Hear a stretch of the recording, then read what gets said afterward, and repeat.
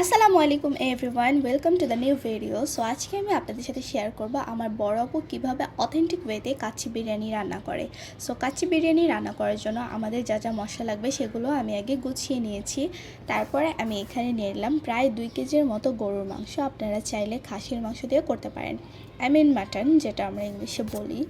তারপর হচ্ছে গরুর মাংস ম্যারিনেট করার জন্য আমি এখানে পেঁয়াজ বেরেস্তা দিয়েছি প্রায় 1 কাপ, 2 চা চামচ দিয়েছি জিরা গুঁড়ো, তারপরে 2 চা চামচ দিয়েছি গরম মশলা গুঁড়ো, তারপর দিলাম লবণ স্বাদ মতো, 1 কাপের মতো হচ্ছে বাদাম বাটা দিয়েছি, মরিচ বাটা দিয়েছি 1 চা চামচ, আদা রসুন বাটা দিয়েছি।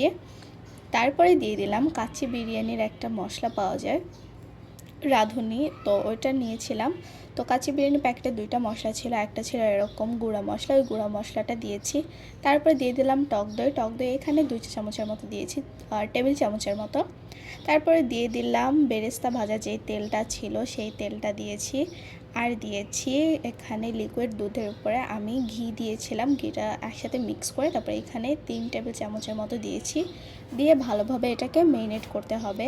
আর আমি গরুর মাংসগুলো একদম ছোট সাইজ করিনি, মিডিয়াম সাইজ করেছি, যেহেতু কাচ্চি বিরিয়ানিতে একটু বড় সাইজের মাংসটা ইউজ করা হয়।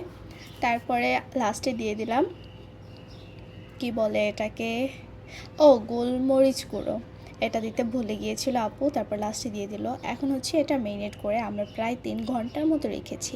এটা যতটা রেস্টে রাখা যাবে ততটাই ভালো হবে। তারপর হচ্ছে আমরা এখানে বাসমতি চালটা সেদ্ধ করে নিব 70%-এর মতো। তো কাচ্চি বিরিয়ানি মশলার মধ্যে 2টা প্যাকেট ছিল, একটা ছিল গুঁড়া মশলা আর একটা ছিল এরকম মানে কি মশলা, যে তেজপাতা এগুলো থাকে, তো ওইটা আমি পানির মধ্যে দিয়েছি স্বাদ মতো লবণ দিয়ে। তারপর হচ্ছে চালটাকে সেদ্ধ করে নিয়েছি। সেদ্ধ করা হয়ে গেলে এরকম একটা জালের মধ্যে ঢেলে নিতে হবে যাতে এটা একটু শুকায়। তারপর হচ্ছে আমি বড় একটা পাতিল নিয়ে নিয়েছি, এটার মধ্যে প্রথমে আমি একটু ঘি দিয়েছি, তারপরে ম্যারিনেট করা মাংসটা দিয়ে দিয়েছি, মানে আমার আপুই দিয়েছে, আমি তো রান্না করিনি।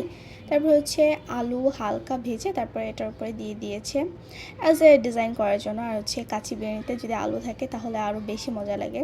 আর এটা কিন্তু র মিট, এখন আমরা এটা দমে দিয়ে তারপর হচ্ছে কুক করব। তারপরে বাসমতি চালটা দিয়ে দিলাম, এটা স্প্রেড করে দিচ্ছি সুন্দর করে সাজিয়ে। আর আমরা এখানে কোনো লেয়ার করব না। এটা হচ্ছে অথেন্টিক ওয়েতে কাচ্চি বিরিয়ানি।